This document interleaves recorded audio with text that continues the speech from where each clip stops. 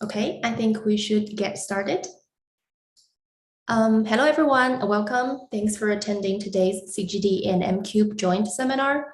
My name is Hui Li. I'm a project scientist in the CCR section here at CGD. I'm filling for Dan as he's out of town today.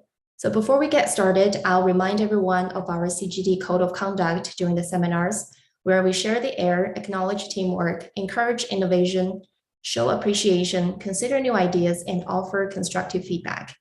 And I also ask everyone, please keep themselves muted and hold any question until the end. If you have a clarification question, please enter it in the chat and I'll pass that along to the speaker. And now it's my pleasure to introduce today's speaker. Rosimar Rios-Berrios is a ladder track scientist one here at MCube NCAR. She received a bachelor's degree in theoretical physics from the University of Puerto Rico at Mayagüez and a PhD in atmospheric sciences from the State University of New York at Albany. Rosimar's interest and expertise include tropical cyclones, tropical convection, and numerical weather prediction.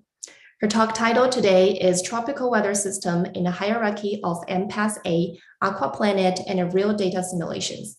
And Rosie, if you're ready, please feel free to share your screen and take it away. Thank you for the introduction, and thank you.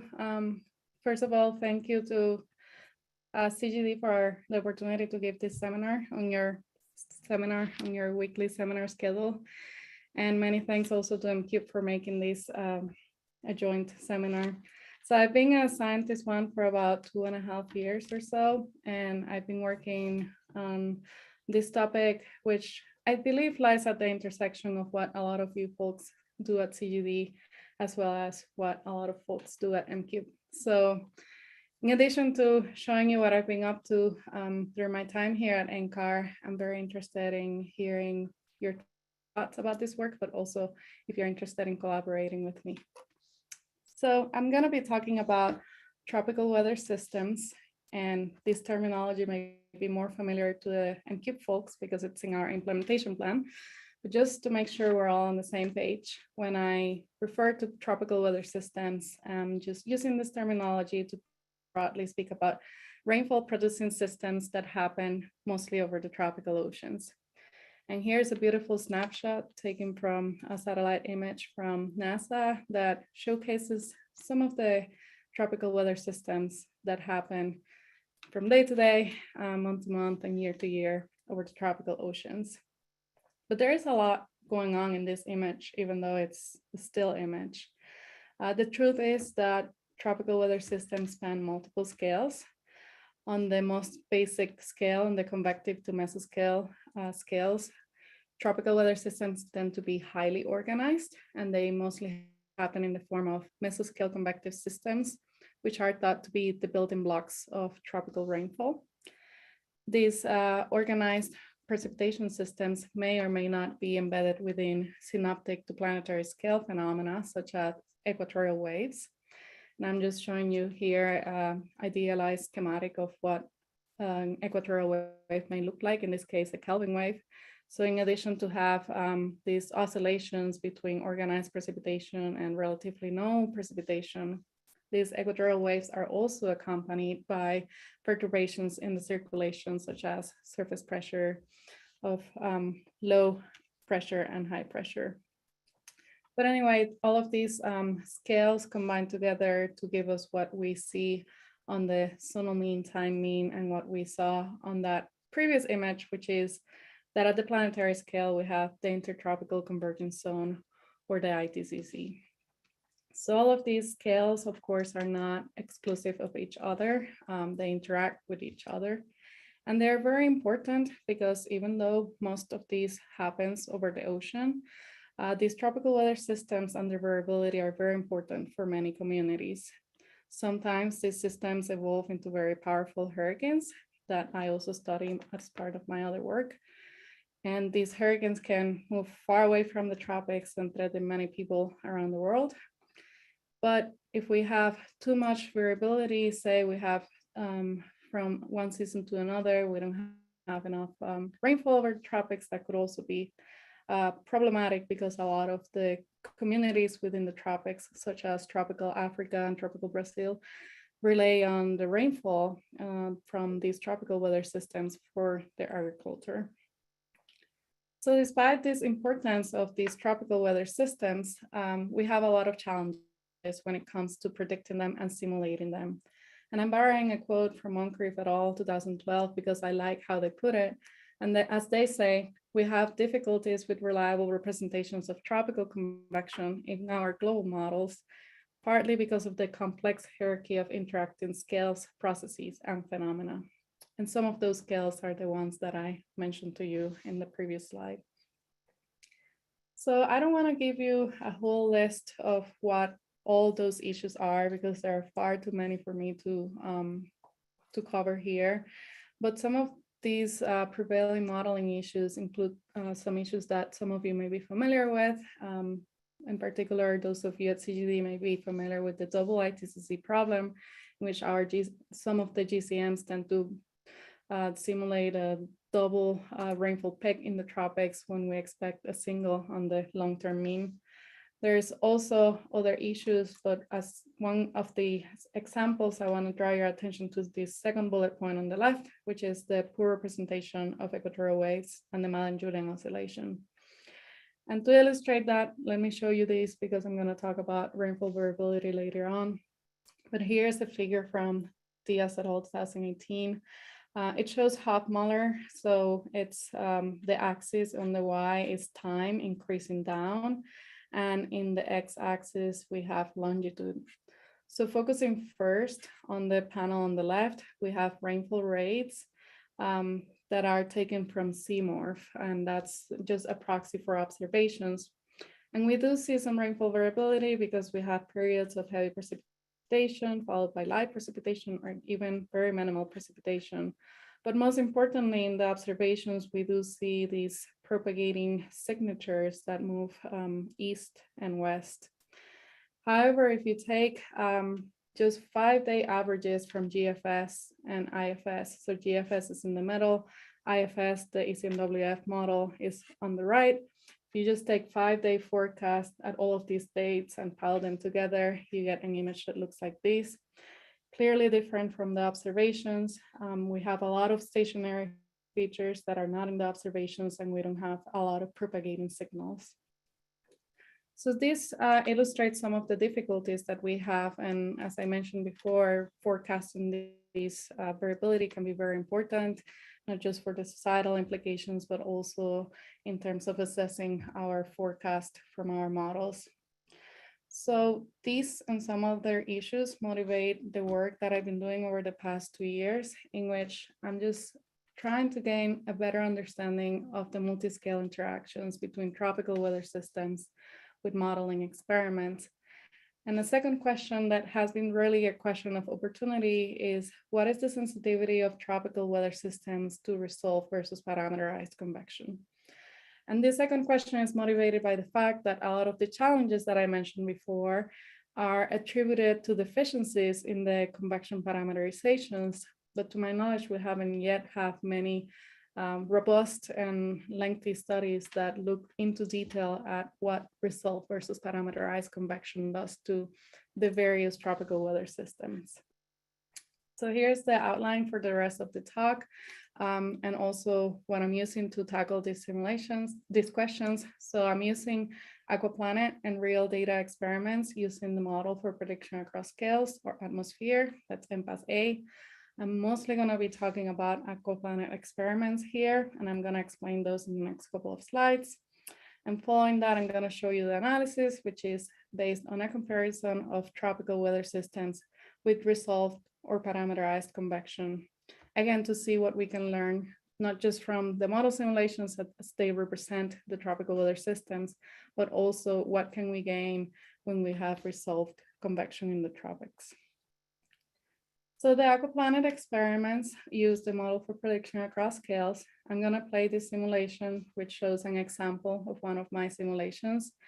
The animation is showing OLR in the gray shading and precipitation rate in the colors. So I'm using Empass, and this framework is an Earth-like aquaplanet.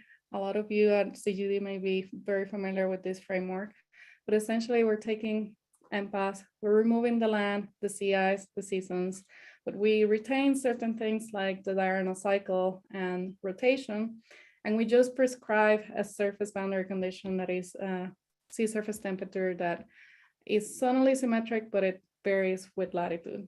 And for those of you familiar with the lingo of Aquaplanet Experiments, I'm using the QOPS sea surface temperature profile. Perhaps most importantly, I'm using Empass with model physics that were developed for numerical weather prediction.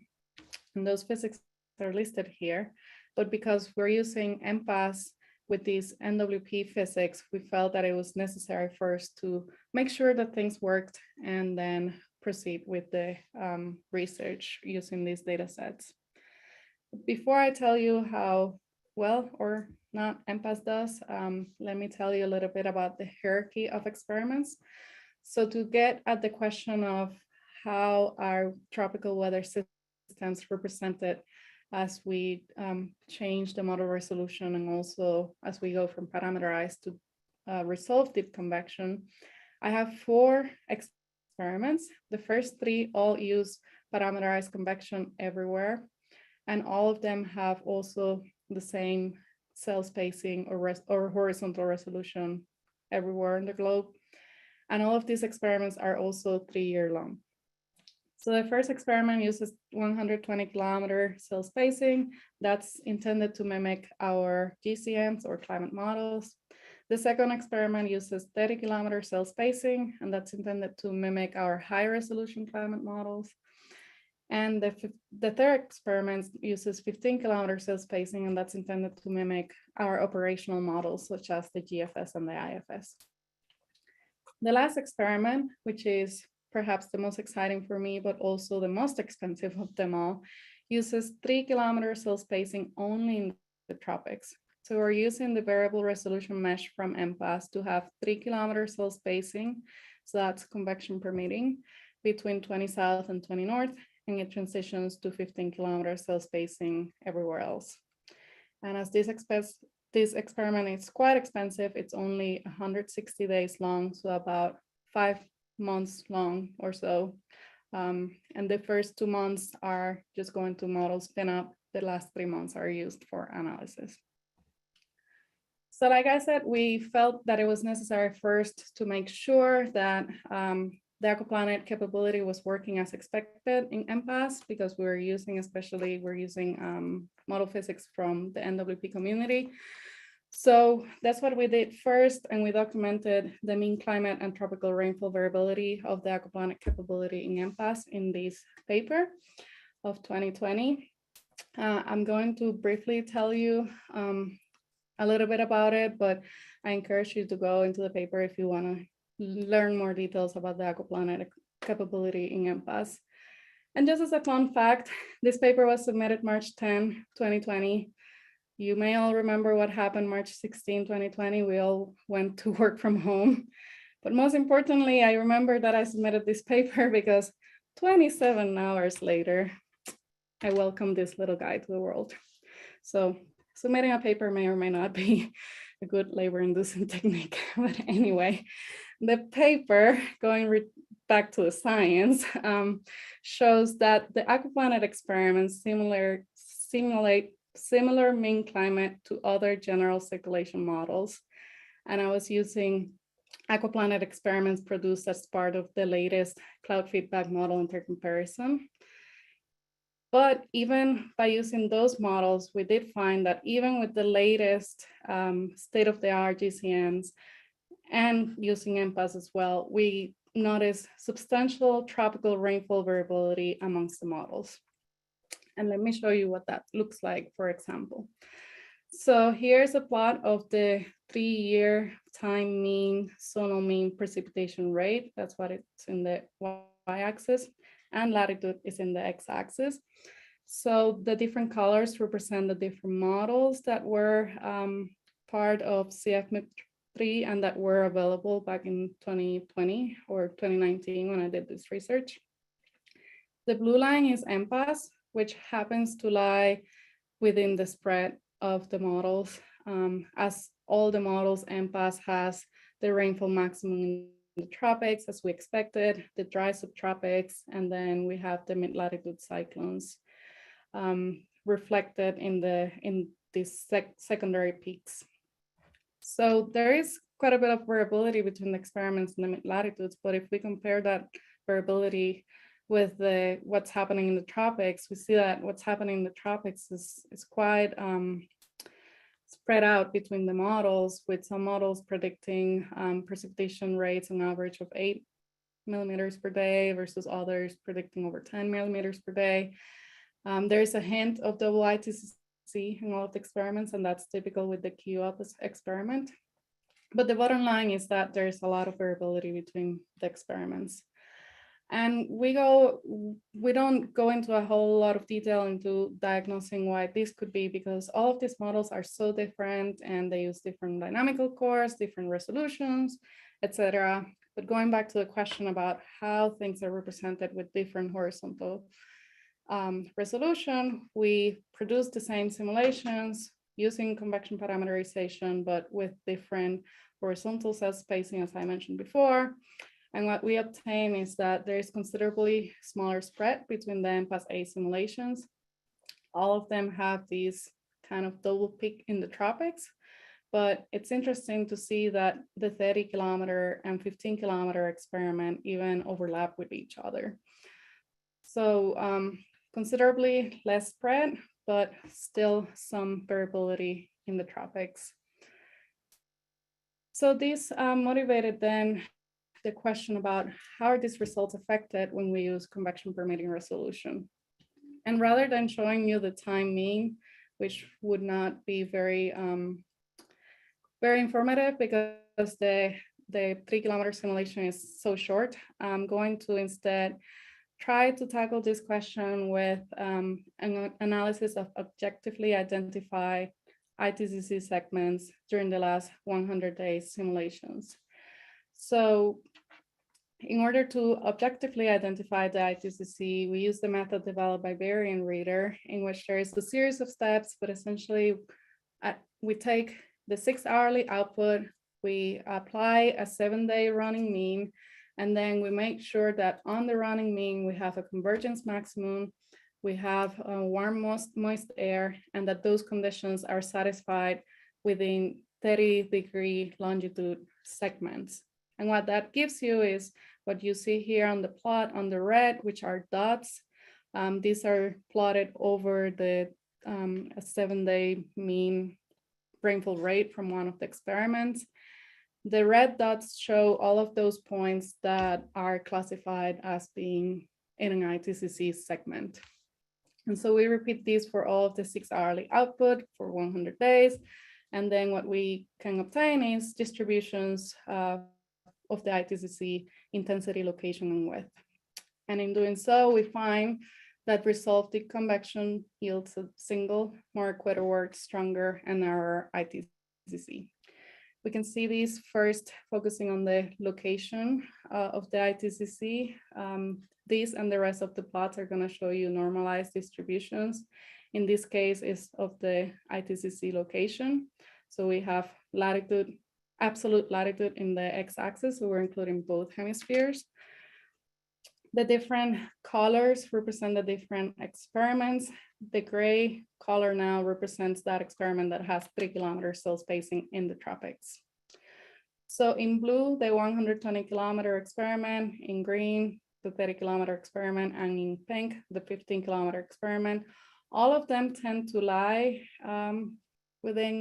over each other. And by the way, these and any other analysis that I'm going to present uses conservatively interpolated data on the same grid so that we're comparing more or less apples to apples. But essentially, returning to the result, all the experiments with parameterized convection have very similar distributions, with the itcc peaking at about 4.5 degrees. And that's away from the equator. That happens in both hemispheres, so it's indicative of perhaps a double itcc. The 3-kilometer experiment has a peak that's very close, although not quite over the equator, but it's much closer to the equator. So it's definitely more equatorward. It's arguably whether it's a single or not, but it looks more like a single itcc than a double itcc. Repeating the same analysis, but for the rainfall rate at the points of the itcc gives us this distribution of itcc intensity. Again, the experiments with parameterized convection are very similar to each other. They give us distributions that are very similar to each other. The 3 kilometer experiment is the outlier with not only rainfall intensity that's stronger, but also a wider distribution, meaning not only that the itcc is stronger, but also has a lot more variability than the experiments with parameterized convection. And lastly, here's the distribution of the itcc width, which is how far away is the 5 millimeter per day contour from the itcc points. Once again, the experiments with parameterized convection are very close to each other, producing at about 21-degree wide itcc, the experiment on average, and the experiment with 3 kilometers, slow spacing again being the outlier, showing an narrower itcc. So we wanted to understand this more, and I want to go back then to this slide and remind you that tropical weather systems span multiple scales. In particular, we had an interest in linking these changes that we see in the itcc to differences that may be happening at the organized rainfall system scale. In particular, the hypothesis that we have here is that the different itcc structures result from differences in organized rainfall systems. And to motivate that a little more, I'm showing you here an animation of just an itcc segment from the 15 kilometer Empass A experiment on the top, the 3 kilometer Empass A experiment on the bottom. The shading is rainfall rate. And it stops just at a nice time in which we can see how different these two images are. On the top, we have a lot of clusters of light rainfall versus on the bottom, we have more linear-like systems and very strong in terms of the rainfall intensity. So to get at this a little bit more objectively, we identified and tracked organized rainfall systems. I'm not calling them MCSs because these are bigger than MCSs, and also the 30 kilometer experiments, arguably, you can argue whether or not it results in mesoscale convective systems. But anyway, after objectively identifying the systems, and if you want to hear more about the details, please ask me later, we compare the systems across scales. And that showed us that resultant convection produces indeed more linear systems. And we can see that in a couple of different ways. The first way we can see it is that we take all over the, we have over 15,000 organized systems identified within the last 100 days of each simulation. And on the left here, we have the 30 kilometer experiment. In the middle, we have 15 kilometer experiment. And on the right, we have the 3 kilometer experiment. What you're looking at is rainfall rate composites centered on the rainfall centroid of those systems. And so what we see from this plot, in which we have then longitude and latitude relative to the rainfall centroid, is that the 30 kilometer and 15 kilometer experiment produce on average rainfall systems that are very similar to each other in shape and intensity, but they tend to be a little bit more circular, versus the systems in the 3 kilometer experiment tend to be a lot more squished in latitude, so more narrow in latitude, but more elongated in longitude. So they tend to be a lot more linear. And let's do a more quantitative analysis to actually quantify these. And what we're gonna do is, I'm gonna show you a distribution of the axes of the system with respect to an east-west line. So essentially for each organized rainfall system, we find how it's oriented and we calculate the angle between that axis of orientation and an east-west line. And what that gives us is a distribution that looks like this. So these are violin plots, which are summarizing the distribution.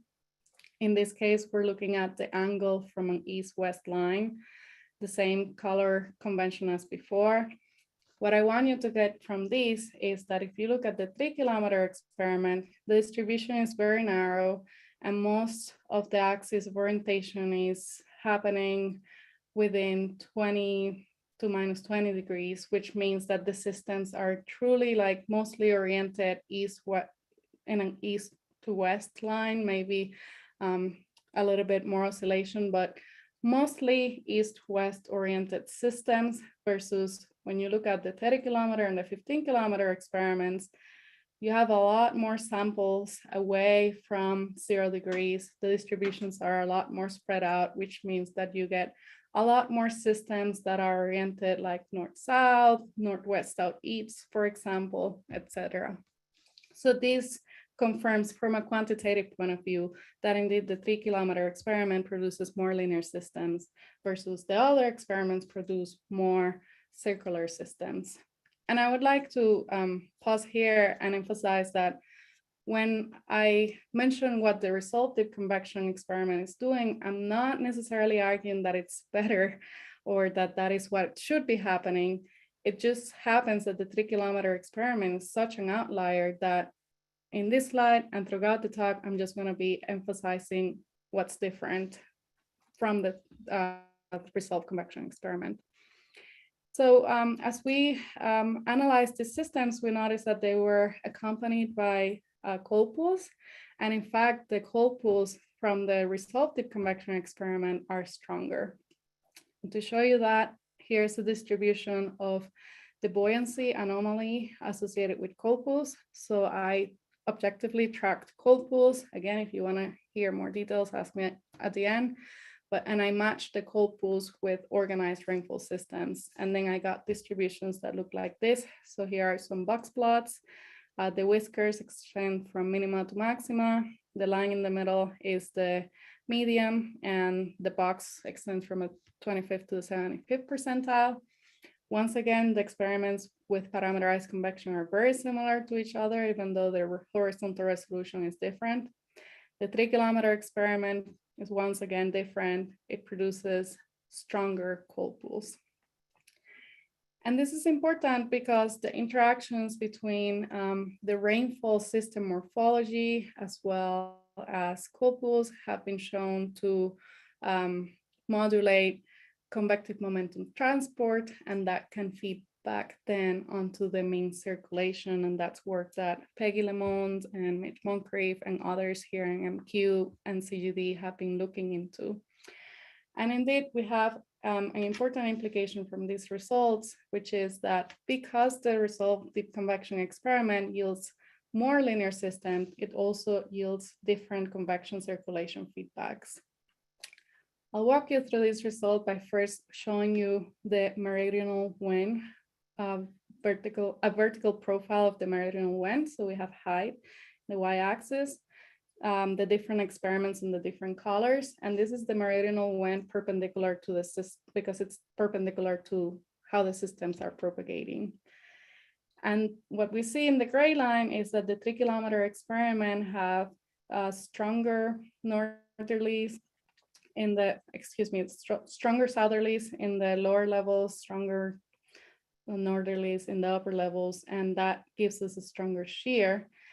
And that is associated with a very different convective momentum flux. So here's the convective momentum flux profile in the middle. The gray line being the 3-kilometer experiment shows negative convective momentum flux throughout all of the troposphere up to 7 kilometers or so, very different than the 30-kilometer and 15-kilometer experiments. And this is, by the way, known as being upgrading convective momentum flux. And indeed, if we take the vertical derivative of this flux, which would be immediately then related to this meridional wind profile, we obtain these very different, again, essentially the convective momentum flux, the result convective momentum flux is positive, its convergence is positive in the lower troposphere. So that convective momentum flux is acting to increase the winds in the low levels. So that's consistent with this meridional wind plot. But in the mid to upper troposphere, it's negative, which is acting to decrease it. So this is acting to then reinforce this meridional wind profile and the shear. So I know that was a lot, so let me summarize it with a schematic. Many thanks to Simi from the director's office for helping me with this schematic. But essentially, when we have resolved deep convection, we get a narrower, stronger itcc. And when we look at the common unit of the itcc, which is organized precipitation system, we find more linear systems that are associated with heavier rainfall and stronger cold pools.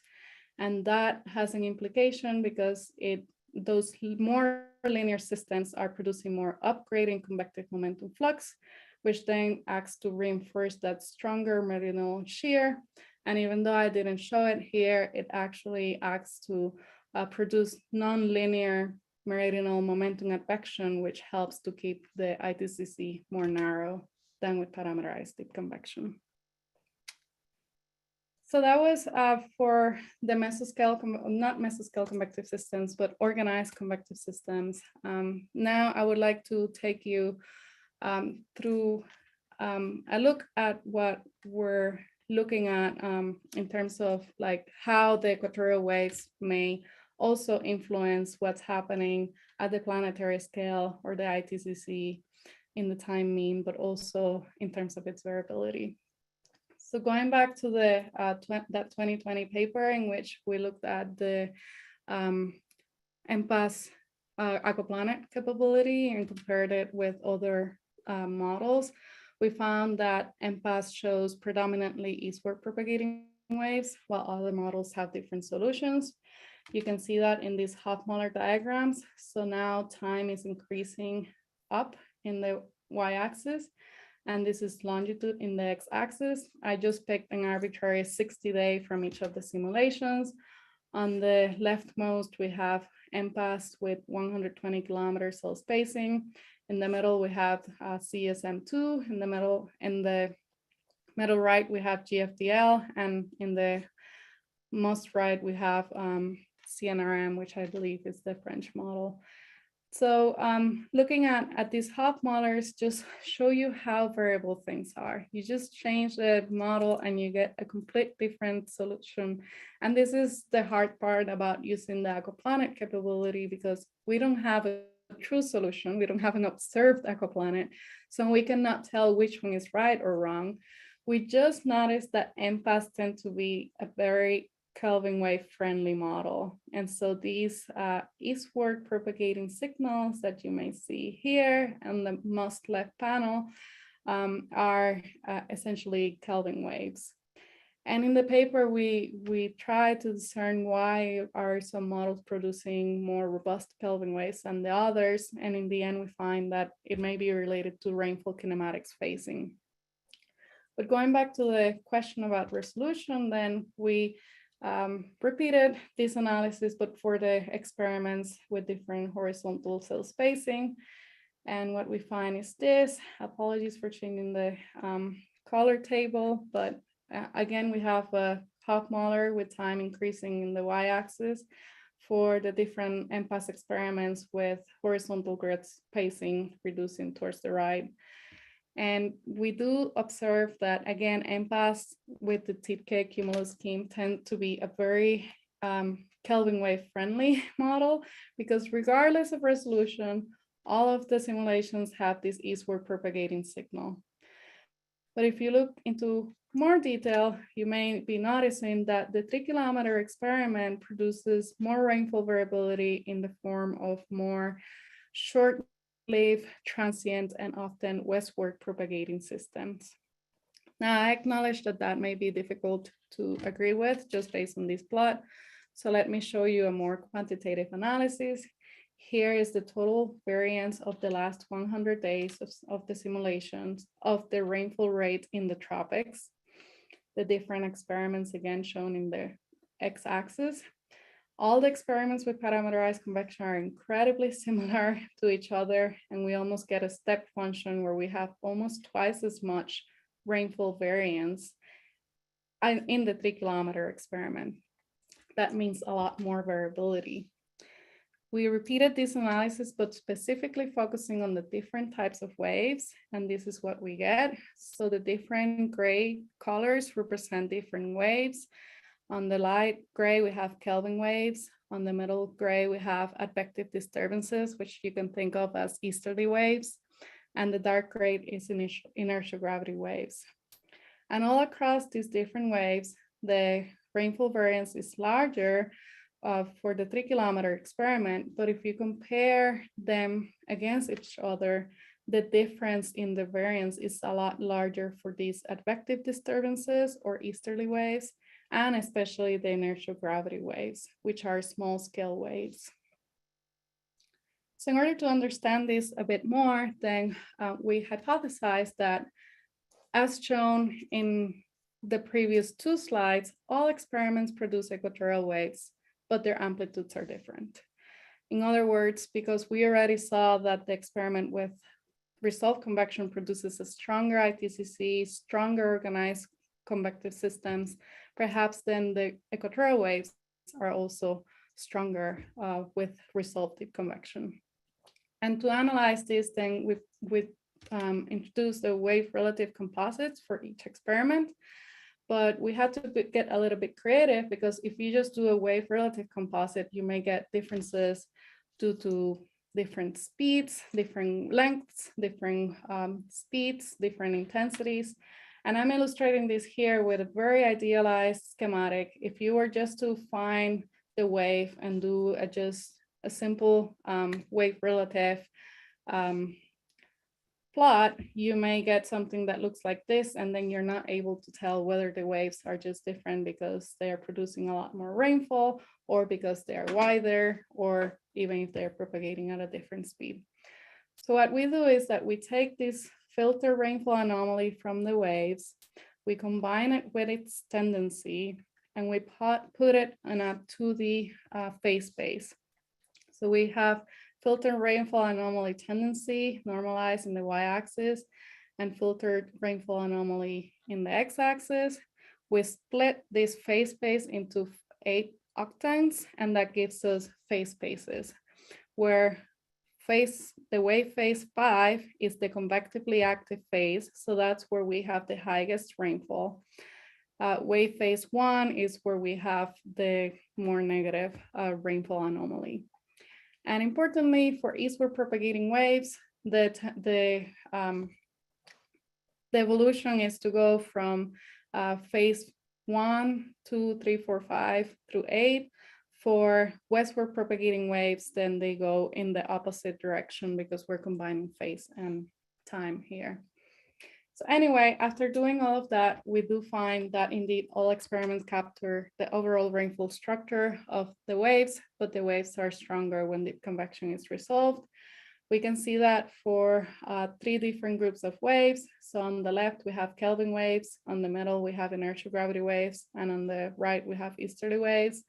Now the 3-kilometer experiment is in purple, and regardless of the wave that you're looking into, the result is usually the same, in the sense that during the wave phase 5, which is the convectively active phase, we see a much stronger rainfall rate anomaly in the resolved deep convection experiment, but also we see a more negative rainfall rate anomaly during the suppressed phase. And so we hypothesized that these different wave relative rainfall rates result from differences in the vertical structure of the waves, because rainfall rate can be approximated by the upward vertical flux of water vapor. And so to try to tackle this hypothesis, then we compared the wave relative structure of the water vapor mixing ratio and the vertical velocity. And we compared them against ERA 5 for waves happening in the observations only in the Pacific Ocean, where the aquaplanet is the most similar to Earth, just with the intention of making sure, with the double purpose. 1, to compare the simulations between each other, and 2, to see whether the experiments were producing reliable structures of the waves. And so the results look like these. So again, we have wave phase in the x-axis. And now we're looking at vertical cross sections. So we have pressure in the y-axis. On the left, we have a 20-year climatology from era 5. On the middle, we have the 3-kilometer Empass experiment. And on the right, I'm showing you the 15-kilometer Empass experiment. And you can trust me when I say that the 30-kilometer and the 120-kilometer look incredibly similar to the 15-kilometer experiment. So this is first looking at the vertical velocity, and we were positively impressed that regardless of resolution, these composites show very consistent structure as we see in the reanalyses. We have essentially a transition from downward motion to upward motion, and we have a slight westward tilt with height, which is the very well documented westward tilt with height for Kelvin waves. And overall, the structure is very consistent, but we do see much stronger ascent in the 3-kilometer Empass experiment, which could be one of the reasons why this experiment is producing heavier rainfall rates. Looking at the composite specific humidity, we do see some interesting peculiarities. We see that in era 5, or in all of the experiments, we see a westward tilt with height of the moist anomalies. That's very well documented in the literature. But the 15-kilometer experiment and the other experiments have this peculiar layer around 650 millibars where they have a discontinuity or a dry layer. And it happens that within that same layer, also these experiments have a much stronger temperature anomaly.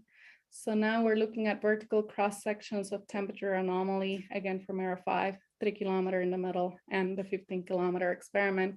And I'm emphasizing here with this oval that around 650 millibars or so, the 15-kilometer experiment has a much colder anomaly during wave phases 3 to 5, and a much stronger warm anomaly during the later phases.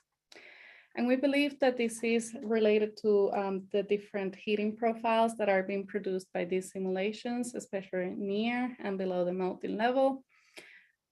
So just to illustrate that, here are some vertical profiles of Q1. Q1 is known as the apparent heat source, and it's a proxy for diabatic heating. It's a vertical profile. Era 5 is in the solid black. I used another source of observations, just soundings taken during the dynamo field campaign, and that's in the solid, in the dashed black line. And the Empass experiments are shown in the different colors. What I'd like to draw your attention is this sharp gradient that happens below the melting level in the 15 and 30-kilometer experiment, and that does not happen neither in the 3-kilometer experiment nor in the two sources of observations that we have. That's for the active phase of Kelvin waves. It is also true for inertial gravity waves. So we hypothesized this could be due to melting of hydrometeors because it's happening below the melting layer. So we produced some experiments with the 15-kilometer experiment, which is shown now here in the pink. We tried to use the old TIPCA scheme because melting and other things had changed in that experiment. But we also produced an experiment on the green line, which had no melting. So we did not allow to have melting of hydrometeors in the TIPCA scheme. And it turns out that that discontinuity is gone. So it's possible that this is showing for Kelvin waves, as well as for inertial gravity waves, that the parameterized melting in the new TIPCA scheme is producing perhaps too much cooling or not enough warming below there, which is affecting the temperature, which is also affecting the specific humidity and may in turn affect the intensity of the waves. And it turns out very quickly, I'm aware that I'm running here out of time, but these results are also true for real data simulations. So Falkajut at MQ produced this resolution ensemble as part of the Diamond model intercomparison. he ran Empass for reforecast, essentially looking at 40-day simulations for the year 2016. He produced simulations with a lot of different horizontal cell spacings. I'm going to show you results of the 3.75 kilometer all over the world, and as well as the 15 and 30 kilometer cell spacing. We're looking at rainfall variability here, just as I showed you before. The convenience of showing you these simulations from the real world is that now we have observations or proxies for observations which come from IMERG.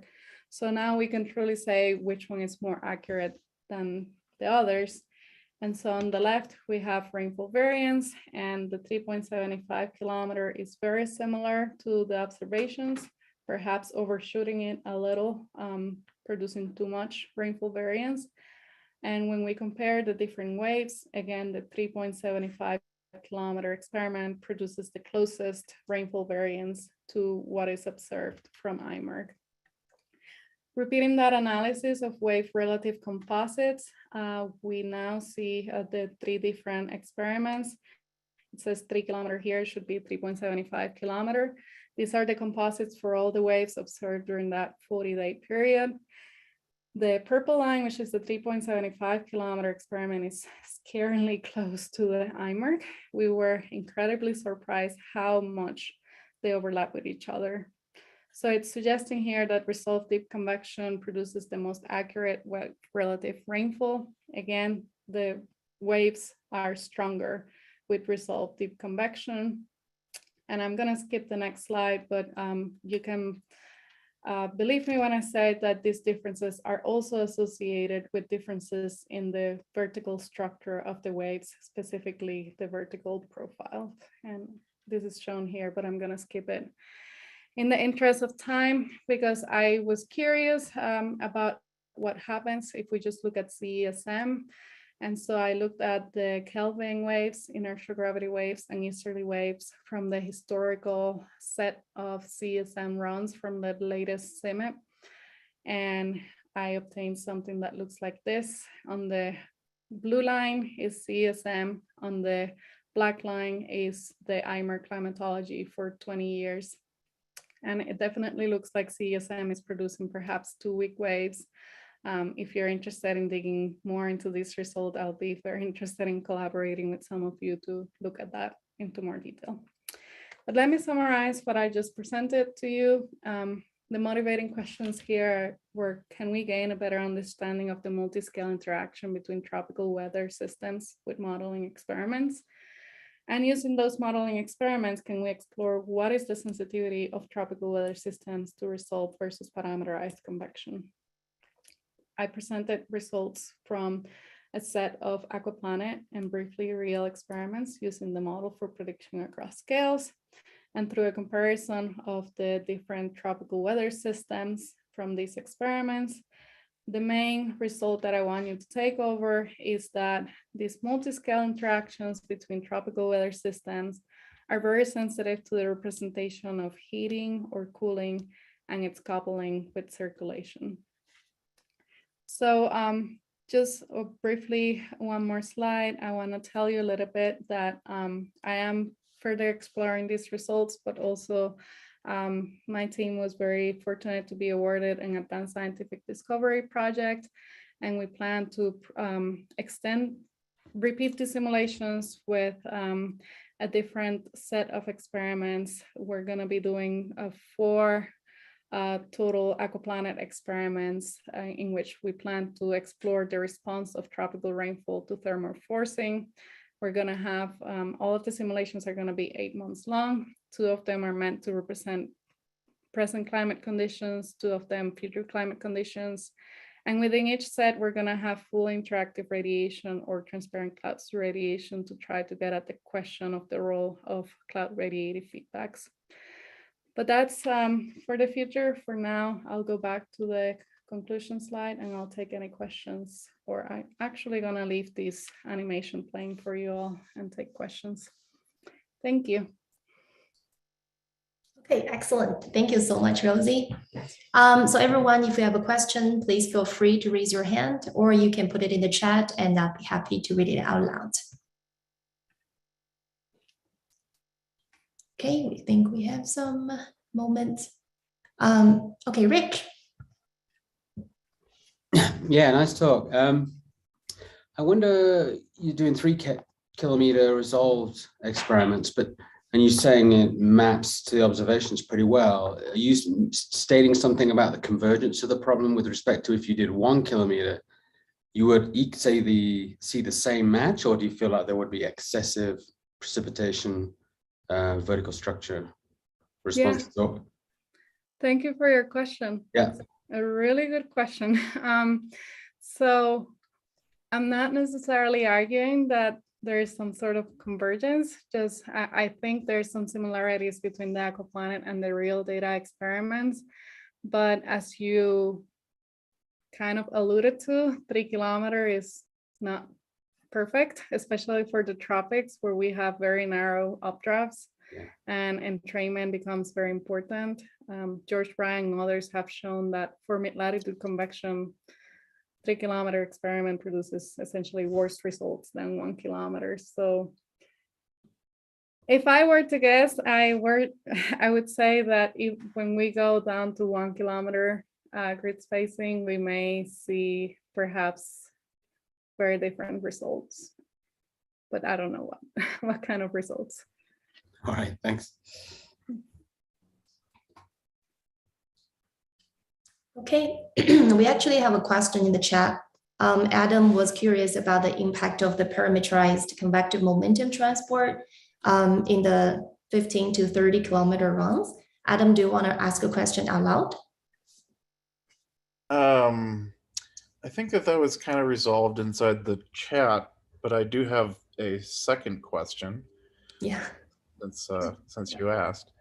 So this this sort of breakdown in the vertical structure of the moisture profile separated into the different phases,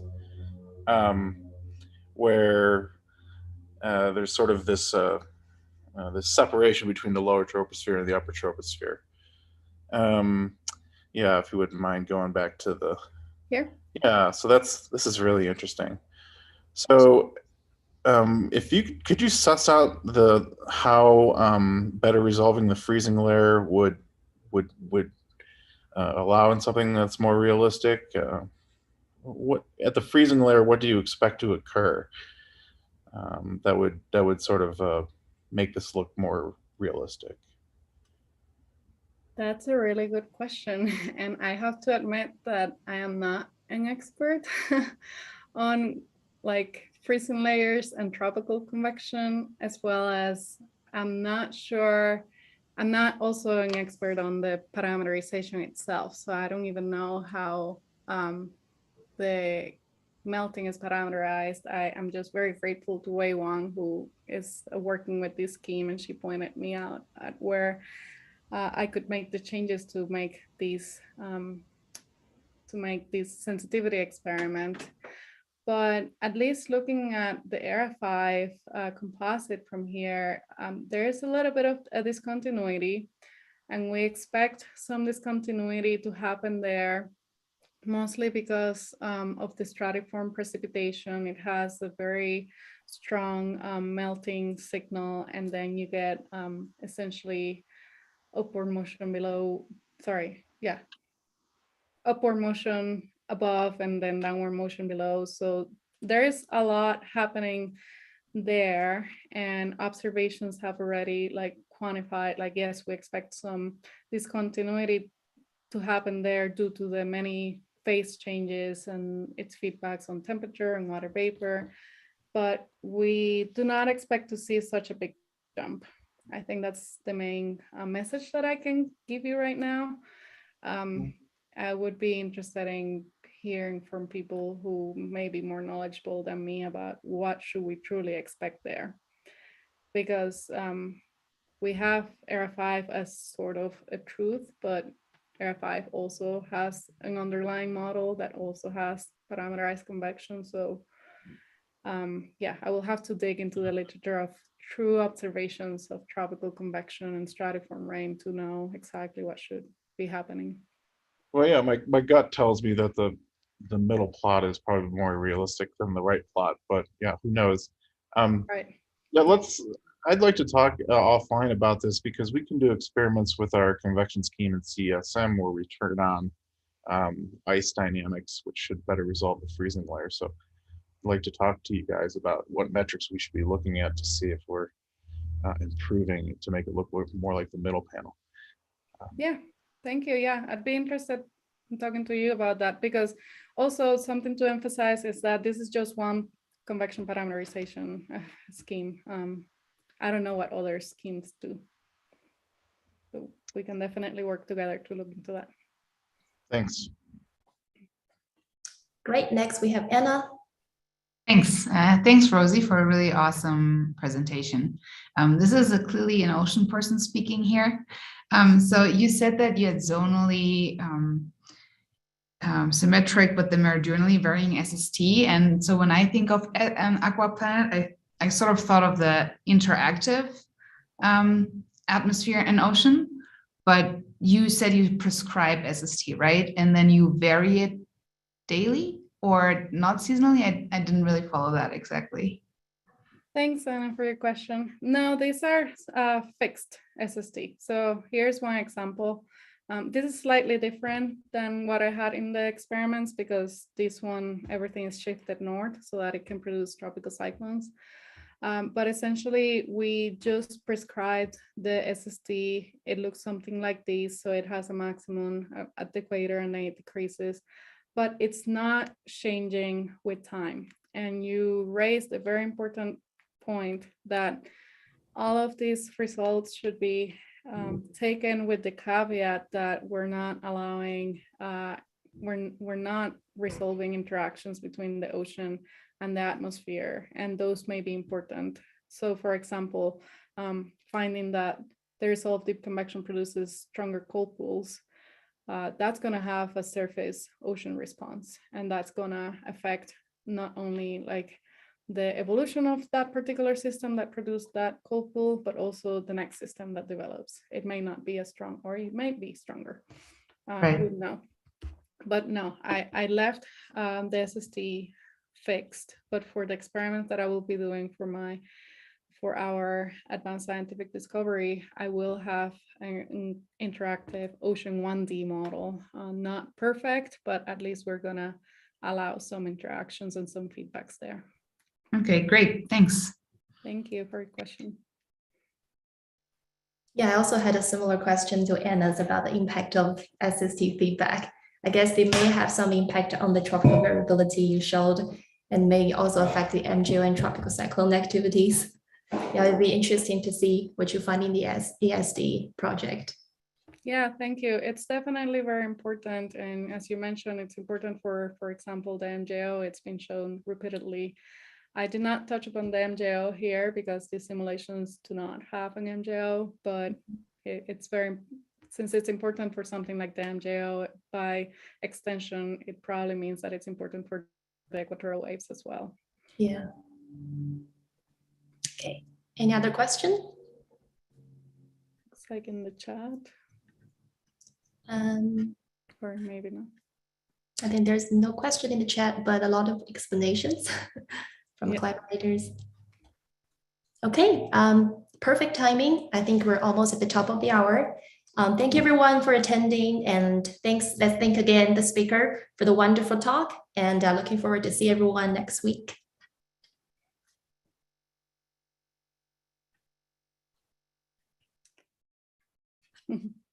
I see claps, thank you. It's truly a great talk, Rosie. I really enjoy it. Thank you. Yeah, I'm really excited for your new project, the ESD one. This is really interesting. Yeah, we'd like to get. Yeah, I'm excited too. Also a little bit scared with all the data that's gonna come and how to analyze it. That's true. Yeah, but I would be interested in your findings in tropical cyclones, and especially using, you say, the 1D ocean model. Yeah. Mm-hmm. Yeah. So yeah, looking forward to some collaborations in the future. Mm-hmm. Yeah. I am very interested as well. So let's keep the conversation going. Yeah, that'd be great. Yeah, I feel like we should have more conversations between CGD and MQ for sure. Yeah, I agree. Back before COVID, I used to go 1 day a week to CGD. Yeah. Not officially, just mostly to hang out with Yeah. grandmothers who helped me a lot with the Aquaplanet. But yeah, with the intention also of talking more with CGD. But of course, things changed once we went to work from home. True. Yeah. Hopefully it'll get better in the future. Yeah. Let's talk more. Yeah, keep in touch, definitely. Okay. Yeah, and thank you so much for hosting. Yeah, no problem at all. All right. Yeah. Tracy, do I need to do anything else for the seminar? No, I was just letting you two talk. So if you're done, I can end it. Oh, okay. Thank you so much. No problem. Have a good day. You too.